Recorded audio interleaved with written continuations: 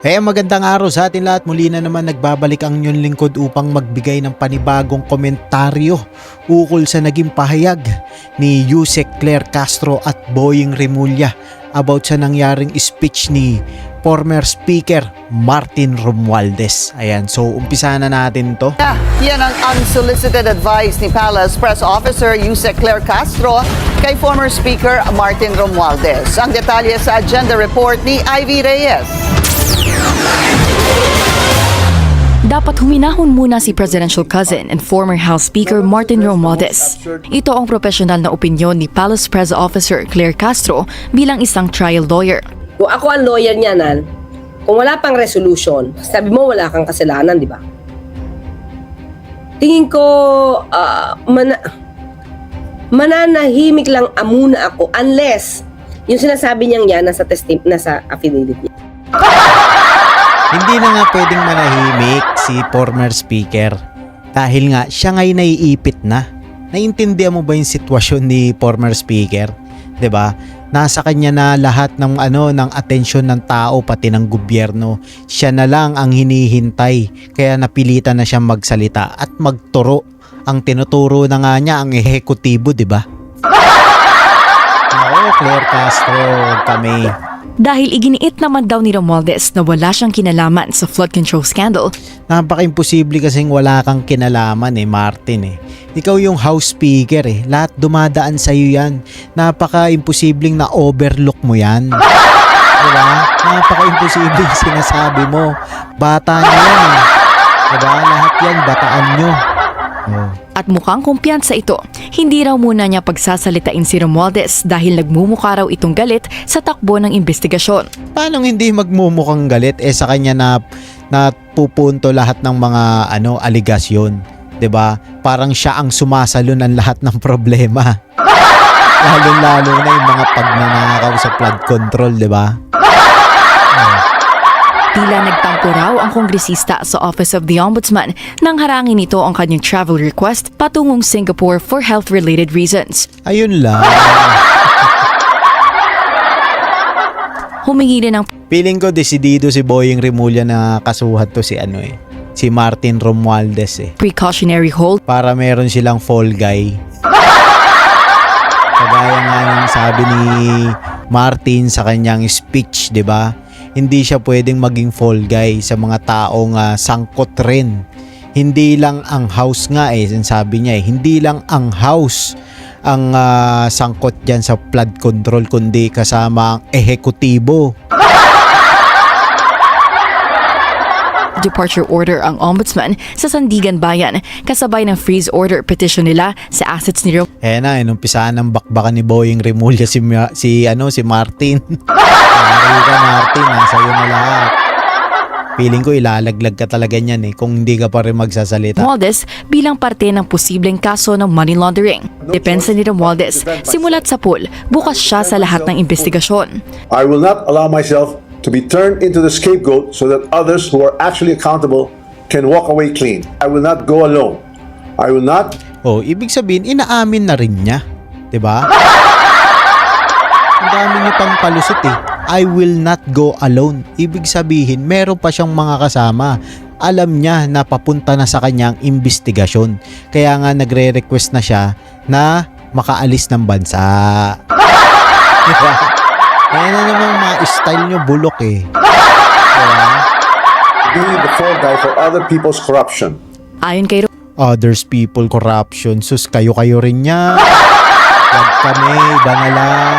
Alam na namin yan, lumang tugtugin na yan. Diyos ko. Romualdez, the budget does not begin in the House but in the Executive. Yan na, 'di ba? Nilaglag ka na PBBM.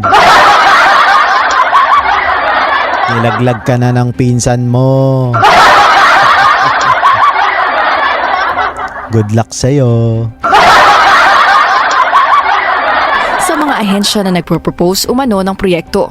That is why command responsibility is far more logically relevant in the executive branch. Tinuturo ka na in the executive branch. Good luck sa'yo. Where there is actually supervision. Kaya kinabahan na si Claire Castro Sabay depensa diba? Martin, manahimik ka raw muna, sabi ni Claire. Vision, operational control, and implementation on the ground. Pero para kay Navotas Representative Toby Tiangco na isa sa mga nabanggit na pangalan ni Romualdez, sa Kongreso talaga nagbumula ang korupsyon at hindi sa ehekutibo. Dahil bago pa man ang ikatlong reading sa budget deliberations, may mga binabago na sa General Appropriations Bill. Sang-ayon din si Tiangco sa tanong ng Ombudsman kung coincidence lang ba na ngayon lang Kaso nga hindi nga mapayag si Romualdez na siya lang. Diba? Ibig sabihin lang nun, nagkaroon si Marcos dyan. Diba?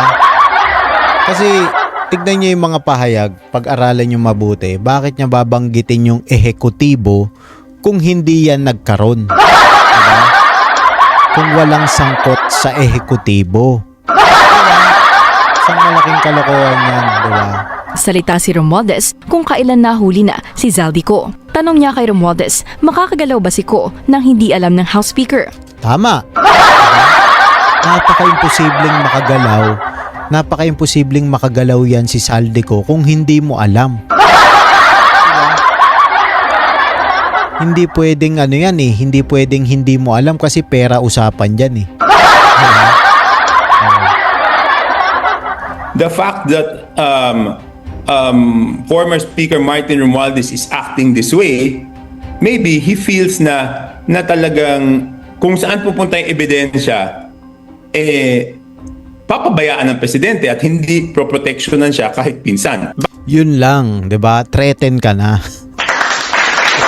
Pinabayaan ka ng pinsan mo, 'di ba? Nate-threaten ka na kaya nagsalita ka na. Ang masasabi ko lang yan ang pinakatama mong ginawa. Tama yan. Nagsalita ka na, Martin. Diba? Kasi kita mo, iniiwan ka na sa ere ng pinsan mo. Baka papunta na sa kanya yung ebidensya, kaya Hindi baka, papunta na sa kanya mismo. Nararamdaman na niya, diba? ganito yung reaction niya. Hiningan din natin ang panig ang kampo ni Senator Cheese Escudero at Zaldico pero wala pa silang pahayag sa ngayon. Tanong naman ng abogadong si Yuse Castro, kay Romualdez na mismo nang galing na sa tagal niya sa politika, marami siyang nalalaman sa parehong administrasyon ngayon at noon. Sana raw, nagsalita na siya noon pa, lalo na noong may build program sa ilalim ng dating administrasyon para sa ganon, hindi na raw sana minana ng Marcos. Anong hindi minana? Nandyan na talaga yan, sistema nyo na yan, hindi yan minamana. Pero kasi, ang pinagkaiba lang nung panahon ni Tatay Digong, paano ka magkukurap pandemic, wala nga pera bansa. Diba?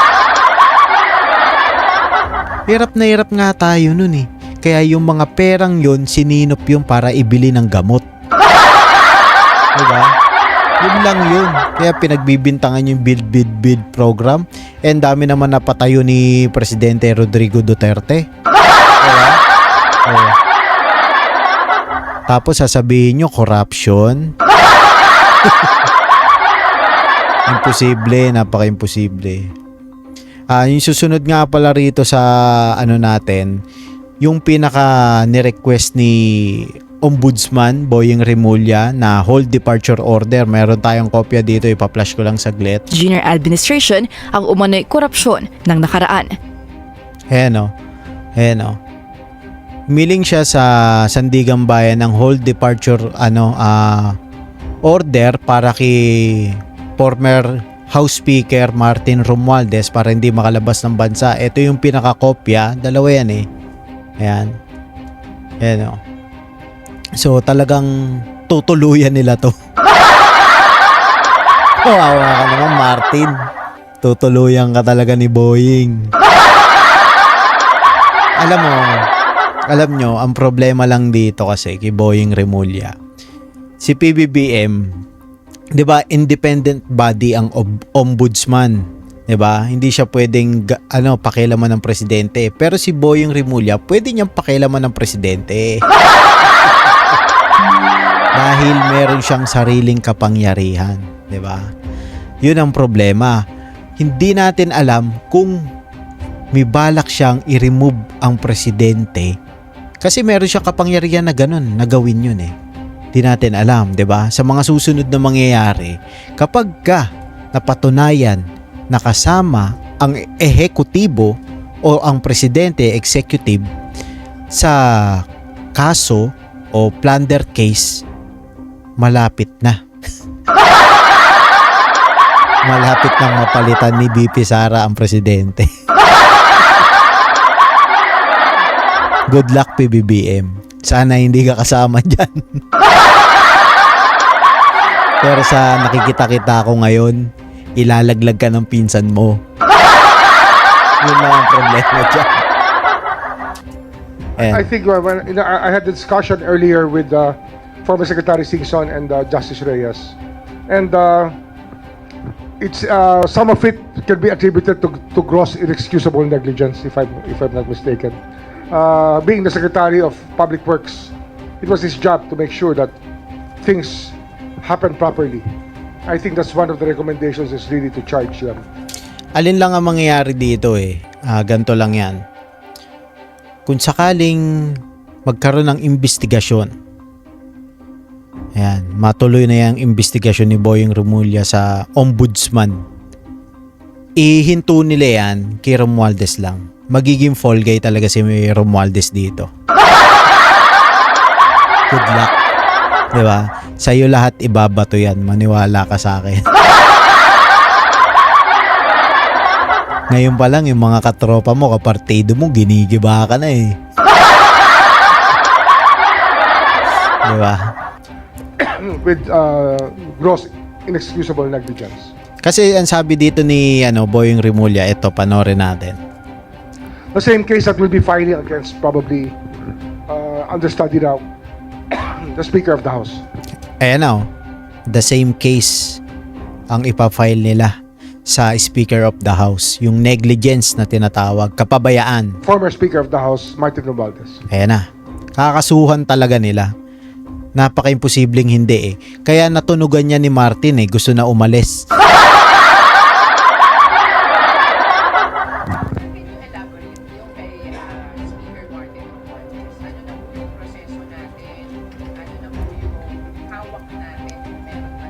Hindi kasi when we look at the Saldico cases, in the whole pattern that happened, it was really Saldico working with some senators that came up with a final version of the budget. And the plan was laid out there. If fingers do not point to the speaker, former speaker, as the leader of the House, he was responsible for the appointment of Saldico. Tama, totoo yun. As a leader of the House, responsable siya sa mga naging action ni Saldico. Totoo yun. Kasi mo siya eh. Kumbaga sa, halimbawa, barangay tayo, constituent mo si Saldico. Diba? Walang kawala. Walang kawala. Although Saldico was elected on the floor, everybody knows that it was the Speaker's choice. Tama. Bata niya yan si Saldico. Dito pa lang, dinidikdik ka na ng tropa mo. Good luck sa'yo, Martin. That's why we have to hold him accountable for that. Tama. It's a novel theory. I know we're crossing the boundary of Friendship. normal legal theory, but we have to stretch it a bit. Kasi nga, damage, the whole Ang saya nyo panoorin, nagigibaan kayo. Kayo magkakampi, nagtitiryahan kayo dyan. government machinery and the Filipino people suffered damages due to the acts of Saldico. Tama. Tama. Totoo yun. Kung hindi pa bumagyo, hindi nyo malalaman may flood control na ninakaw yung budget. Nothing criminal about it, then it's negligence at least. We have to go there. We have to go we have to tread that path already. That nothing is excusable here. At the Sa lahat ng sinabi mo, dyan ako sumang-ayon sa'yo. Si Tambalos-los yari. At least negligence should be charged against those who were responsible for their offices. Ano yan eh? Leadership principle yan eh. Tama. Yan ang sinasabi ko, 'di ba? Kahit sabihin niyang hindi niya alam, dapat alam mo. Kasi ikaw ang Speaker of the House. 'Di ba? Ano kaya? Inutil? 'Di ba? Hindi mo alam. Napaka-imposible yun. Walang maniniwala sa iyo na hindi mo alam. The buck stops with you. Tama. Sir, meron ba tayo mga ipapatawag na mga tao na involved dun sa investigation naman po? Yun nga po, Speaker Romualdez, VP Zaldico, yung mga staff niya, paano po ba natin nakikita yun? Well, we're trying to locate Gutesa if he's going to go back to testify, but we don't know yet. We're looking at all the narrations as a whole. As a whole, all the narrations from the beginning of the Senate trials that led to these revelations, all of them will be used in putting up the theory of gross excusable negligence. Kasi nga, you're the leader of one house, Tama. and the other house is led by Senator Chisa Escudero as Senate President, and they were able to come up with that budget, which included insertions, and which included diversions of money from what was supposed to be to what became. So that is, if it's not criminal, then it must be negligence. It must be one of them. It cannot be completely. Nobody can be completely blameless for that. Ayun, ang sinigurado lang ni Ombudsman, talagang may mananagot. Wala silang pwedeng idahilan para walang managot, 'di ba? Blameless. Parang brainless. Yeah. Ongoing, we have statements leading of a money trail leading to him. Yun lang.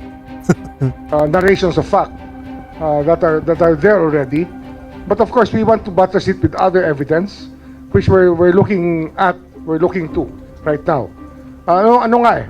Pag wala ka makitang AMLA trail, then you have to follow a cash trail, and we will find it.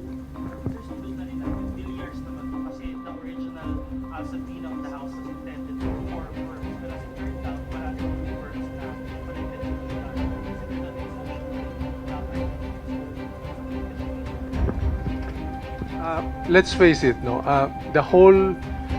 there has been a lot of connivance. Congress, DPWH, even the agencies that were supposed to monitor the fund movements. So definitely, 'Di ba? Diyan pa lang sinasabi nila na napakaraming connivance, 'di ba? Ibig sabihin sinisindikato nila yung gobyerno. 'Di ba? Sinisindikato nila para sa sarili nilang kapakanan. Diba? Yung mga kababayan natin naghihirap nalulunod sa baha. Lalo na pag bumabagyo. 'Di ba? Tapos gaganyanin nila. Napakalupit nila. Hindi nag-iisip. there was total connivance, and the fact is that congressmen and senators are told by DPWH kung saan distrito sila pwedeng magbaba with SOP. Napakaliwanag nun. There are favorite district offices where they give very high SOPs, and maliwanag na Yun yung budget, yung SOP. yun sa findings ng ICI. So, it's a matter of identifying people who were involved in the connivance that really brought this whole government machinery system total breakdown. The process to us, especially coming from DPWH, is already very clear. Without the role of DPWH officials, hindi mangyayari ito. Tama, totoo yun. 'Di ba? Talagang may ginampanan ang DPWH official dyan. Kasi sila yung kumbaga nag-implement ng ghost project gamit yung pangalan nila, 'di ba? Magaling. At sir, aabot na hanggang sa mga sekretary. Umabot na nga eh. Lahat. Wherever it leads. Because it did not start the last 2 years. It started way back. Started in tiny bits in 2018. Started to grow. When they perfected the system, it started in tremendous leaps and bounds. Ibig sabihin, hindi pa talamak nung panahon ni Tatay Digong. 'Di ba? Sabi nga, 'di ba, wala namang perpektong gobyerno. So, nung panahon ni Tatay Digong, natatakot sila. 'Di ba? Oh, natatakot sila. Kasi nga, talagang wawasiwa sila ni Tatay Digong. Ngayon, ang ginawa nila, inunti-unti nila ngayon nung pagpasok ni Presidente Marcos, doon nila, kumbaga, binuhos lahat ng naipon nila, 'di ba? Doon nila binuhos yung mga natutunan nila. Kaya ngayon, talamak.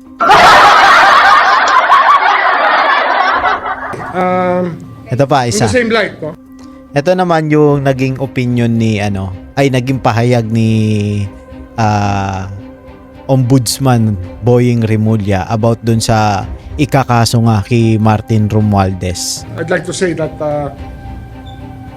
we have been seriously preparing a case of plunder against former Speaker Martin Romualdez and former Senate President Chisa Escudero. Ayun!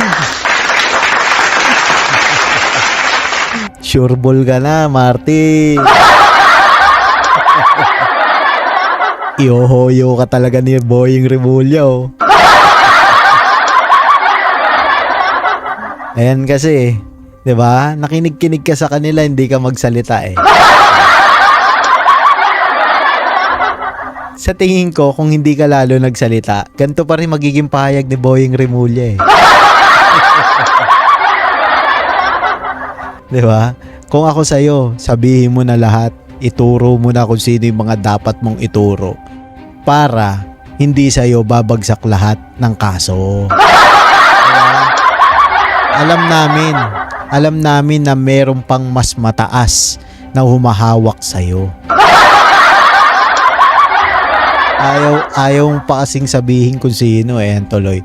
Ipa-plunder case ka na. Nire-ready na yung selda mo. Actually, sabi naman sa batas na walang karapatan si Ombudsman Boying Remulla na i-hold ka sa paglabas mo ng bansa. Ang ang Sandigang Bayan lang ang pwedeng mag-issue ng hold departure order. Ngayon, yun ang ginawa ni Boying Remulla sa'yo. Diba? Naranasan mo yung mga pinaggagawa nyo sa mga tao ni BP Sara, Tatay Digong. Diba? Na-experience mo rin yung political persecution. Diba? O, tuloy tayo dito. Plunder ang aming hinahandang kaso para sa kanila. On record, sir. And as a conspiracy, with the element of conspiracy involved in the preparation of the complaint. Well, within the month of May, we're just tying up many things that have to be there for us to make a case out of it. Tama. Ipunin muna, 'di ba? Para matindi yung kasong hindi yung konting apila matitibag agad. Kailangan talaga. So, the Senate President, the former Senate President, and the former Speaker will be subjected to a case of plunder very soon. Flood control related.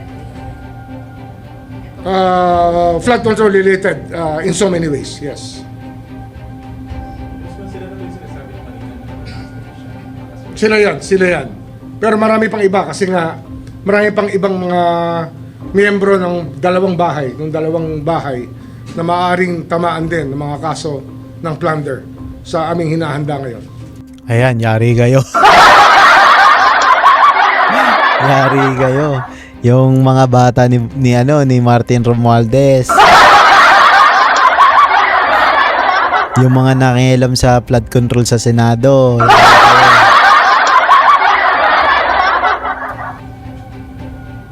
Sir, curious lang.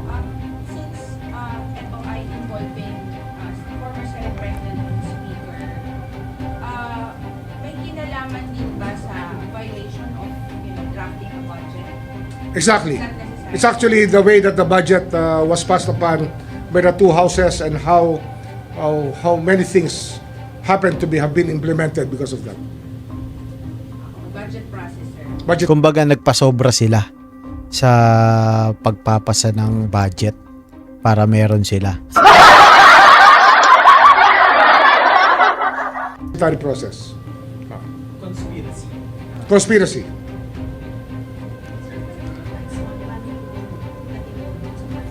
Now you'll get it later on when we explain the facts. Makukuha nyo yan. Madaling maintindihan. Actually, narinig nyo na yung istorya eh. Narinig nyo na yung istorya mula sa mga testigo dati sa Senate. And if you think about it, there was a conspiracy to commit plunder. I think you can put everything together. Kayo mismo, you can put it together. It doesn't take a genius to do it.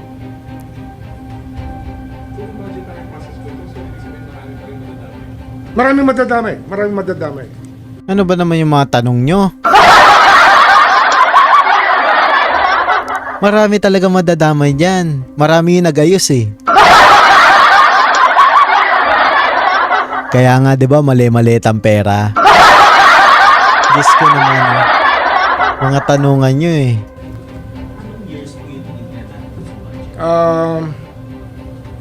Right now, ang tinitingnan natin 24 and 25. Pero it can go back to as far as the time of Speaker Velasco is concerned. Nung panahon ni Speaker Velasco, malamang ay babalik pa kami hanggang doon sa pag-aaral ng mga kasong dapat pagulungin laban sa mga taong gumawa ng ganitong gawain na Dapat pagulungin mo rin sila, Mr. Ombudsman. plunder nga. Yung paglilimas ng ating kabanambayan. Malamang, meron din. So, sir, ano to? So, may Polgay na naman sa ekutibo. Sino kaya yun?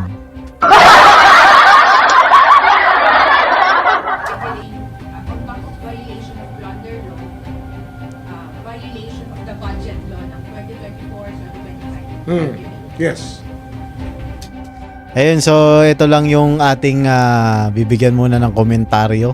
And bago nga pala tayo magtapos, nagpapasalamat ako sa lahat ng tumututok at patuloy na sumusuporta sa ating ginagawang pagbibigay ng komentaryo dito sa nagiging sitwasyon ng ating gobyerno. Kasi kahit papano nagkakaroon na ng usad ngayon dahil nagsalita na nga si Martin Romualdez.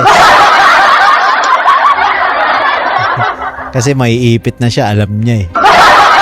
Alam mo Ay, wag nyo nga po palang kalimutan mag-subscribe, like and share, and please click the notification bell button para palagi kayong updated sa lahat ng ating mga uploads. Magkita-kita po tayo sunod. Hanggang dito na lang. Bye-bye.